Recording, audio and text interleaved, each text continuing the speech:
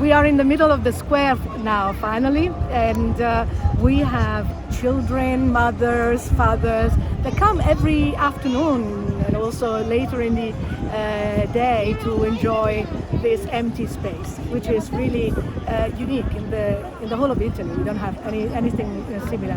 There is a special song that is called La Verbena. Nella piazza del campo ci nasce la verbena, viva la nostra Siena. That is referring to the you see that weed that is growing everywhere. So they say that in the piazza del campo we have the verbena, this special herb, and so we want up high our Siena. So people is really very capitalistic, is really in love with the city where we are. And to go back to the Middle Ages, we have a town where there were many wealthy families that were living in castles. So when you come to Siena, you're going to see that we have still castellari. So castles like, for example, the Urgeri, or the castle of the Chigi, where now, for example, we have an interesting academy of music that is called Accademia Chigiana. That were places where people stayed and had everything they owned, which was a lot. So people of Siena were mostly the wealthiest, of course, people of Siena, bankers and merchants, and this was their market. So the square is so big because little by little the market expanded in Piazza del Campo, in the square where we are. The Roman way is not that far from where we are.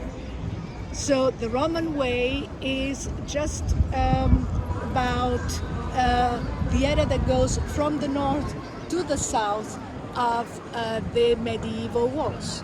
Because I was forgetting to tell you that Siena is still completely surrounded by medieval walls that dates from 700 and 600 years ago. The original ring of walls, so those that dates back to the 1100s, they are visible still where we are because they are in the form, in this configuration of the medieval palaces that are to my right. And once the city expanded, imagine that in the 1300s there were at least 60,000 people, and now we are 63,000 people living in Siena. So the city was really densely populated, and it needed food to be offered to the town thanks to what we call granges. The granges are fortified farms that are still existing. They are now beautiful resorts. They are, some of them, areas like what we call agriturismo, so places where people is cultivating still wheat, cereal, but also, for example, the fantastic wines that are from these regions, for example, the Brunello di Montalcino or Nobile di Montepulciano. So if you're visiting Montepulciano or Montalcino, I'm sure that you're going to enjoy also the visit of the granges. So imagine that long time ago, they offered to the people of Siena the food for all the citizens that were living here, even the poorest. So the poorest were finding wheat, were finding bread at least 3 times a week in the hospital Holy Mary of the Steps, Santa Maria della Scala. That is unique hospital, hospice, hostel, orphanage that we're going to visit later. What we want to see now is water. So water was essential for 60,000 people that were living here. And so I'm going to show you, again with my bottle of water, the beautiful fountain of joy that we have in Piazza del Campo. Listen to the drums. This is a lucky strike because these are the drums of one of the 17 districts that are probably going to parade through Siena.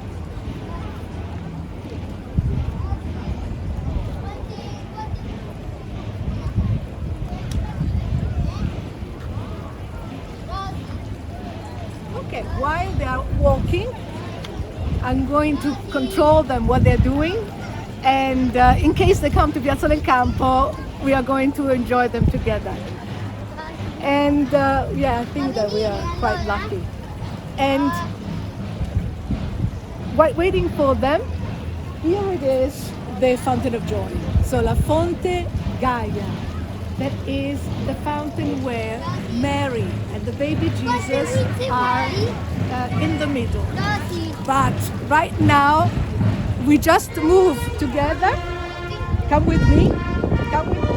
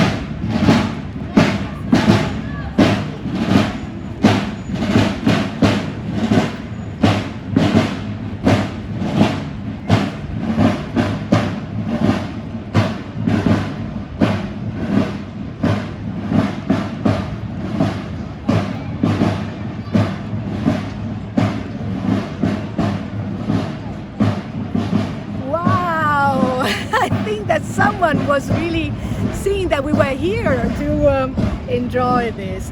Actually, I told you that this is a special day, and actually anything can happen because tomorrow there should have been the Palio, and so these people are the army of the town hall. So there was the mayor with them, the people who have all their costumes were the people that were going to the cathedral for the blessing, and then they have the banner that is not given to the winner because we want to have a winner today.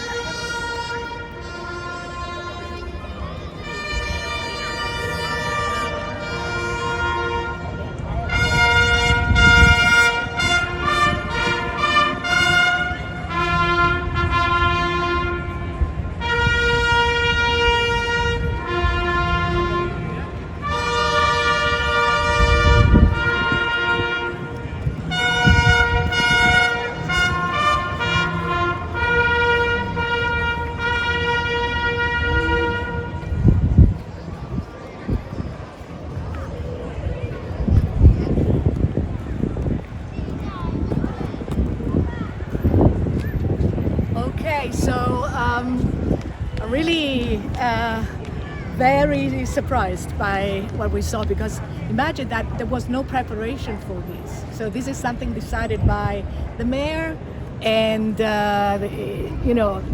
usually we have 4 days of trials, the previous days of the Palio, and this year we didn't. So the only thing that happened was this. And one of the contradas, the dolphins, celebrated their patron saints a couple of days ago, but that's it. So So we captured the right moment. And we are going to have dinners this evening in the communities, because people want to stay together. So they are meeting their friends and they have dinners in the streets. As we are here, I'm going to walk with you, and then we're going back to the fountain inside the town hall. So let's have a walk.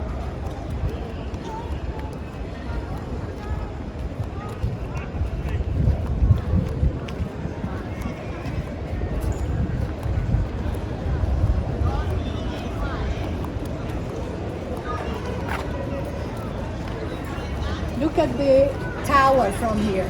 So this is also giving you dizziness, because you feel like you have a 300 feet high tower on top of your head that was built 700 years ago, Torre del Mangia.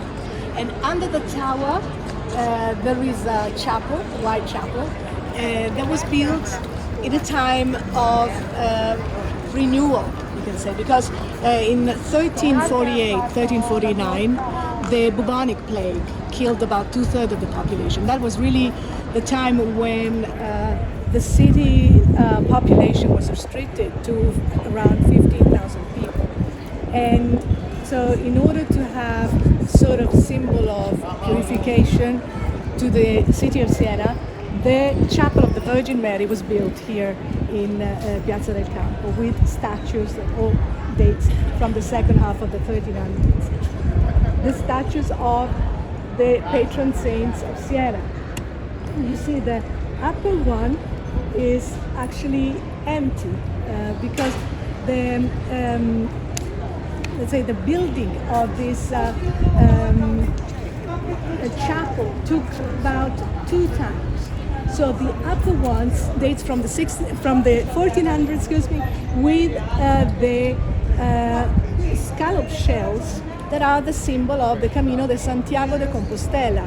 So Siena, being on the way to Rome, but also on the way to France and to Santiago de Compostela in Spain, very often use the shell as a symbol for pilgrims that were coming from all over, Christian pilgrims.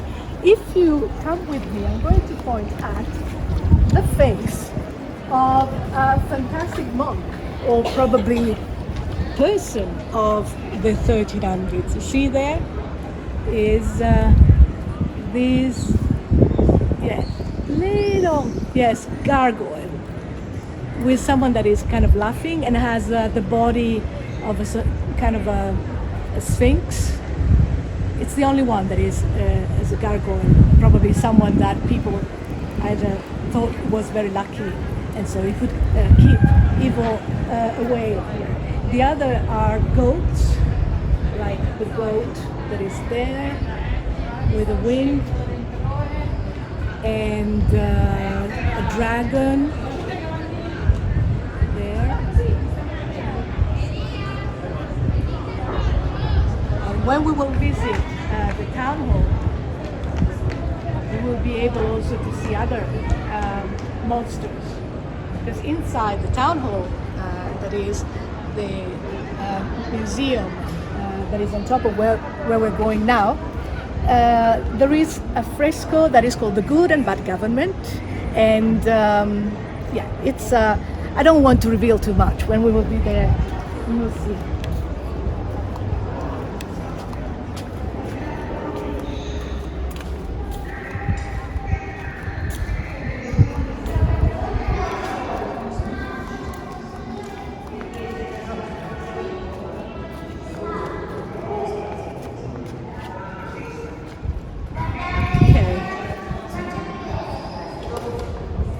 And here we are in the courtyard of the Podestà. The Podestà was, we can call him a sort of a ruler, mayor of the Republic of Siena. So there were the 9 governors, but there were also Podestàs that were coming invited from all over Tuscany. so they should have been as neutral as possible. And so their coat of arms are visible still on the town hall inside. And we can get a little bit closer now to the statue that is right in front of us over there.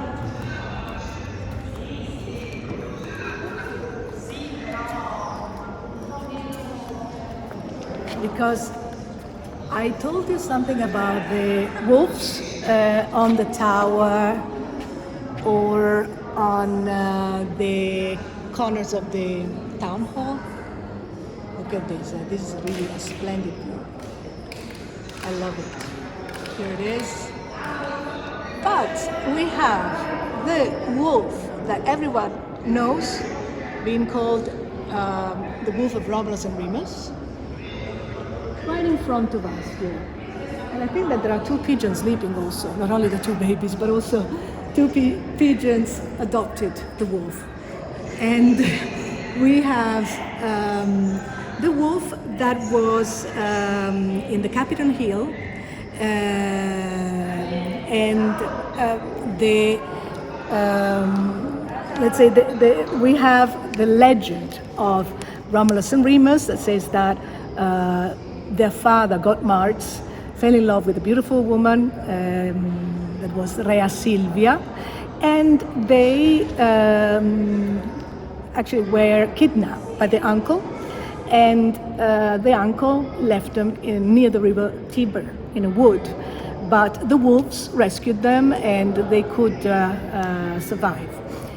When they were a little bit older, Romulus killed his brother Remus. And it's not very happy ended story, but actually that was, Roman times. And Romulus decided to create a brand new city called Rome. We have a sort of second episode added to that story that says that the kids of Remus, they were called Ascius and Sienus, left Rome and arrived in this region trying to create two new cities. And so they founded the city of Sienus, Siena, and the city of Ascius, Asciano, that is near here. Beautiful place to visit. Crete Senesi is an area where you should drive because it's hills of different colors, splendid.